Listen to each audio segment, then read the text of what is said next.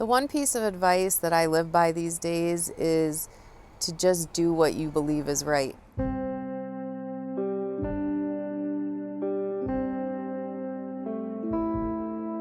Racism Has No Home Here started as a really small local project. It was about signs, lawn signs, literally putting a stake in the ground.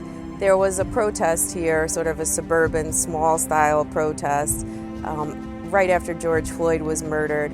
And it was a couple of houses down from me. There were local people, but there was a group of other people that came out that tried to stop us from protesting. And it wasn't just that they tried to stop us, they were yelling racist, vile things at us.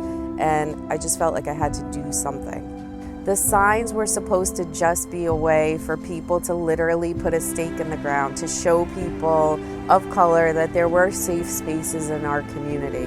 And it's just expanded exponentially. I never in a million years thought I'd be sending 3,400 signs around the country. Racism isn't a political issue. I get really frustrated when people say that this is just your politics. It's a human rights issue. Every person has the right to exist. Every person has the right to equity. Every person has the right to a fair shot. One of the really powerful things that I've seen as a result of the signs is that there are people buying the signs and putting them in their yards that maybe wouldn't have before, or maybe didn't think about racism as much as they did before.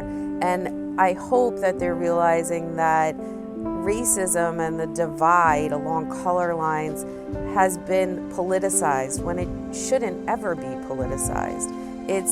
It's really a matter of human rights. My why for doing this is my son, Jackson. He's 4.5 years old. He's half Trinidadian, half Jewish.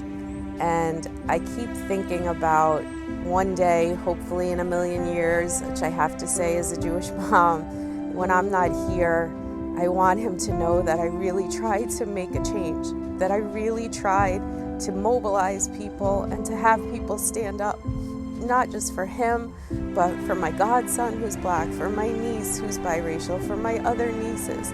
And if we all just do something small, it's gonna have a domino effect. Success for Racism Has No Home Here, to me, will be years down the road when we're sort of the connective tissue for communities and groups of people to mobilize and to help those people who are in marginalized or underrepresented groups.